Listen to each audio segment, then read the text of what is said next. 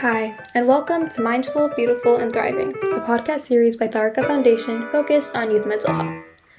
Before we begin today's episode, I just wanted to let you all know that all content that is found in our podcast is created for informational purposes only. This content is not intended to be a substitute for professional medical advice, diagnosis, treatment, or therapy. Always seek the advice of your physician or other qualified health provider with any questions you may have regarding a medical condition, and never disregard professional medical advice or delay in seeking it because of something you have heard in this podcast. Thank you so much, and without further ado, let's get started. Hi, my name is Krupa, and I'm a junior, and I'm with Sania, who's a sophomore. Hi, everyone, and welcome back to Mindful, Beautiful, and Thriving, a podcast series by Tharaka Foundation focused on youth mental health. Today marks the start of a brand new series that we're going to call Unfiltered.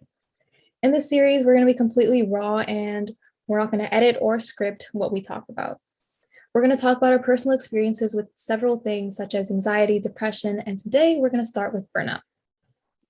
So I think one of the first things that we should go over is what is burnout. A lot of times I think it's misrepresented as being lazy or just needing to work harder, but that's definitely not the case. So if you go by textbook definition, it's pretty much the exhaustion because of long-term stress. This can come from school, work, or any activity that you've been doing that's like taking a lot of your energy and your brain power. And the effects of this is that you have a really low motivation to study, a lot of low energy generally. And because of this, your grades might drop, or you'll find that you just don't have like patience or the time to really deal with a lot anymore. Yeah, and I mean, I know that we both have our own like personal experiences with burnout. Like, for example, right now, I'm a sophomore in high school and we just started the whole college conversation. So it's been hard at school and at home. At school, I have all my friends telling me what they're doing. And then at home, I have my parents telling me what I should be doing. And I'm just trying to balance everything. And it feels like a lot right now because the classes just got harder, the coursework just got harder, and then now you have to start thinking about extracurriculars and clubs and officer positions. And it's just this really like crazy environment right now. So I feel like from that, I've just been getting so much more tired and I've started, just realizing that like I'm doing so much right now. And it's just been kind of draining and a little bit crazy. So I just feel like the motivation that I had at the beginning of the year to, do really well and study is just not really there anymore. And it's kind of sad to, watch myself go through it. So yeah. I think for me, like I'm a junior right now, and back when I was a freshman, that was for sure like my worst year for burnout. I remember like second semester, which is like right after winter break, second half of the year. I remember that it was just so difficult to like keep studying with that same kind of intensity. Like doing this for so long, like months and months and months. It was like just coming out of middle school, doing this for the first time. It was hard, and I think because of that, like my grades were dropping. I had like no motivation. And honestly, like I wasn't even hanging out with my friends a whole lot. And for me, at least, like the pandemic really saved me. Like I got to do all my work at home, and just being in that environment, it was so much more comfortable. Like I can go in my backyard and just hang out, or I have my dog or my friends that I can just spend some time with. And like that really helped me. But before that, like I was not doing super well, and it was super hard to get through it. And I think like this year for me as a junior, like I'm taking a lot more harder classes and my course load has definitely increased. And like I used to attribute like that tiredness and that kind of feeling to just like sports. And I was like, oh, like I'm just working my body a lot, I'm like bound to be tired. But now, like my junior year right now, I'm in my off season from sports.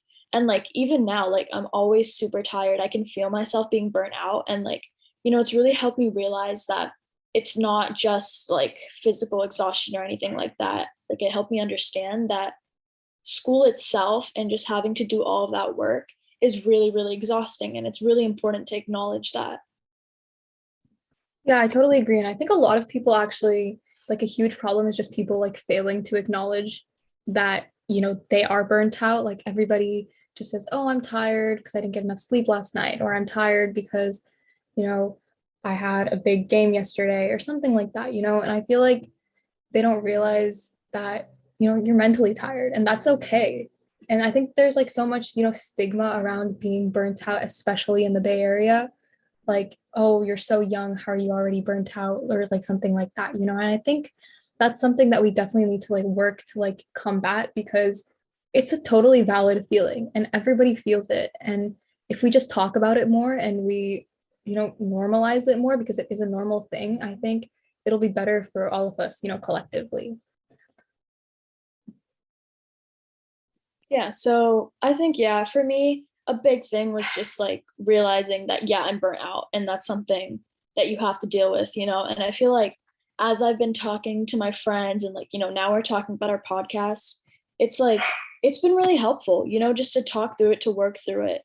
Like mentally, it's a really big part of your mental health, like it's huge. And I'm super glad that we're talking about it today. Yeah, and so I think, while we're on the topic, we should also talk about how, we're helping ourselves get through it because obviously we can't just sit there and do nothing. So, yeah, I think one of the biggest things for me has been, distracting myself from like all the work that I have to do. So, like for me, I've just used like sports as a way to do that. So, I've kind of just, I devote like my 2 to 3 hours a day to the sport. And um I just kind of, forget about the stuff that I had to do for those few hours. And while it is hard for sure to just like forget everything, I think it's definitely something that has been worthwhile. And it's definitely been something that has helped me so much too, because it just clears my head and I can go back feeling more energized than I was, before. So, yeah. Yeah, for me, I play volleyball a lot, so that's also been like a really huge thing for me to set aside some time. And now in the off season, like I'm also going to the gym a lot, and it's just like awesome because it's like an adrenaline filled time where I can just focus on myself. And I think another big thing is like having things that help you change up your routine. You don't always want to be focused on like homework and work. It shouldn't be on your mind all the time, and you do have to work to change that a little. And whether that's like having like friends that you invite over that you go out with like once a weekend or a couple times a week, or like making sure that you go on walks, like go biking, things like that. And I think like other things about that that you can also add in are like going to new places, like finding new things to eat, like places to eat, or like finding new parks or like amusement things that you've never visited before. Like it's really important to find like other things that also bring you joy in life. And I think like an adverse to that is like, of course, you can't like avoid working. At some point, it's going to have to happen. And unfortunately, like there aren't that many things that you can do to improve that, especially if you're not enjoying that kind of work that you're doing. But one of the really big tips that I can give is that when you are working, to work in as productive of an environment as possible and work as efficiently as possible. Like for me, over time, I've learned that honestly, like studying with my friends hasn't been very effective. I feel like we all start talking about random stuff and then I'm like super out of the zone and I can't really work anymore.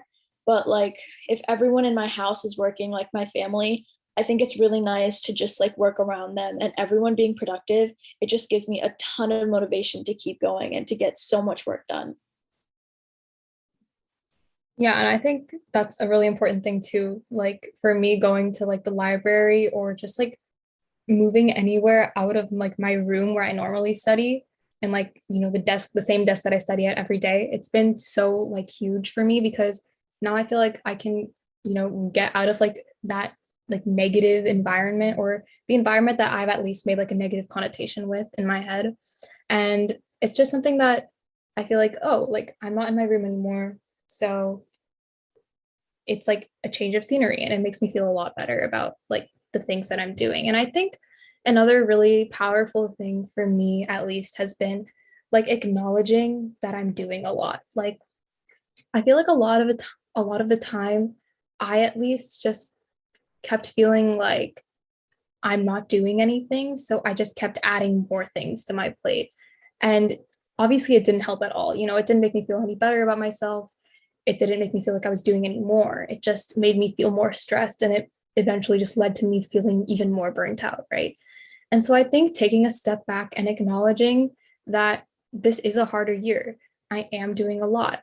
And this is, a normal feeling. I think just acknowledging that has been so huge because now I can finally, like devote time to all of the things that I'm doing without feeling like I'm not doing enough. Yeah, and I think to kind of like start wrapping things up a bit, like figuring out your level of work that like keeps you happy and helps you from like reaching that critical point is really important. And it's not always going to be the same. Some days you'll find that you're super tired, you're drained, and you just can't do much. And maybe you'll see that like sometimes you're super motivated, and that depends on a variety of things. But knowing yourself and like giving yourself that breathing room to see like, oh, like today's just not the day, or oh, tomorrow, like I know I'm going to feel great, I'll be energized, like that's the perfect time to get so much stuff done. Like knowing yourself and understanding yourself through like conversations like these or like trial and error is really, really important. Yeah, for sure. And I think just like having a conversation with a friend or just talking about it is like 100% like the first step to getting better and combating burnout.